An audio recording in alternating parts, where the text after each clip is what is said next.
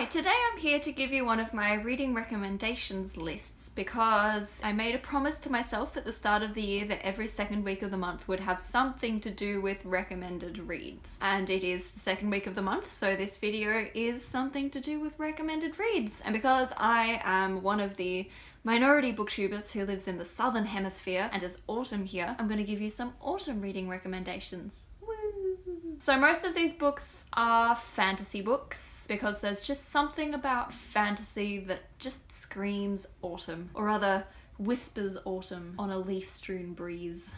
I've got 3 fantasy books and then I've got some recommendations in other genres for people who don't like to read fantasy as well. Amazing, so inclusive. I'm just such a lovely person. So the first book that I would like to talk about as an ultimate autumn read is The Hobbit. There's something about The Hobbit that just feels like a cozy afternoon sitting by the fire, drinking a cup of tea while it's like drizzling with rain or just windy or dreary weather outside and you're cozy and warm and you're reading a book. So I don't think I need to talk about exactly what The Hobbit is about. Most people know what The Hobbit is about. They've at least seen the movies even if they haven't read the book. But it's basically just the original fantasy quest with dragons and ogres and dwarves and mountains and rivers and elves and forests and trolls and just fun stuff. Second book that I would definitely recommend as an autumn themed read will also come as no surprise, and that is The Name of the Wind by Patrick Rothfuss. This is a much longer read. It's a bit more of a commitment if you decide to read this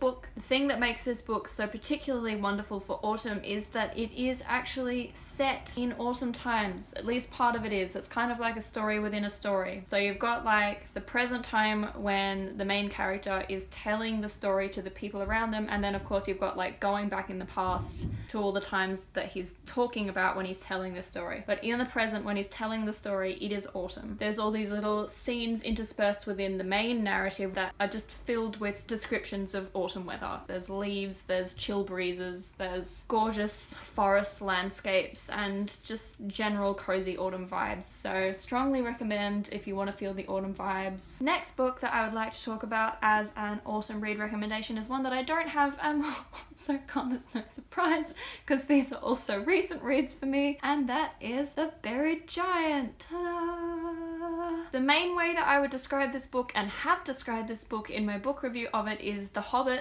but more nuanced. So where The Hobbit deals with character tropes and the standard quest narrative, The Buried Giant deals with complex characters and shades of grey and villains that aren't really villains, but the general vibes are still the same, which is just this greenery, this slow-paced story. There's mountains, there's mist, there's dragons, like it's all very nostalgic feeling and it's all very slow and it's all very cozy and it's all very autumn.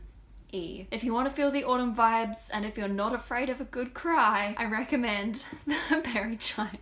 The next book that I would like to recommend as an autumn read is a non-fantasy book. Hooray, non-fantasy books. And in fact, it's a mystery book, and that is Murder on the Orient Express. It's just a good read. Basically, you're on the Orient Express, which is already like this hella cozy description. The train itself is just luxurious and cozy and beautifully described. It's just really fun to be in this novel that's just, it's the Orient Express. Like, how much more cozy can you get than the Orient Express, even if murders are happening on it? The next book that I would like to talk about as a autumn read is The Blind Assassin by Margaret Atwood. This is one of the few books that I feel like people might not know too much about, so a brief explanation of what this book is about. The main character's name is Iris Chase. She is now an old lady and she is reflecting upon the events of her life, and in particular on the events of her life as they center around her sister, who committed suicide not long after the end of, I think it's World War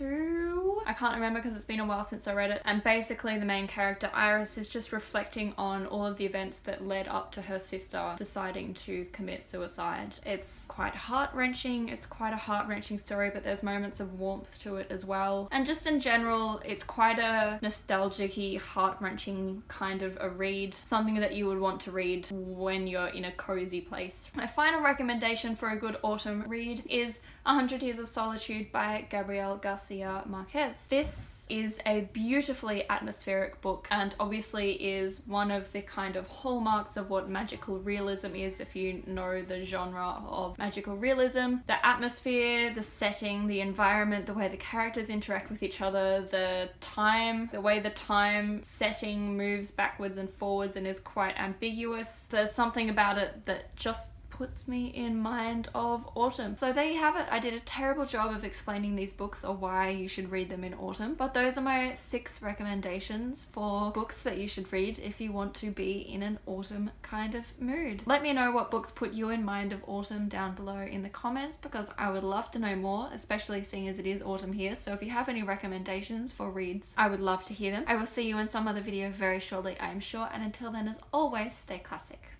Sit there and count your little fingers.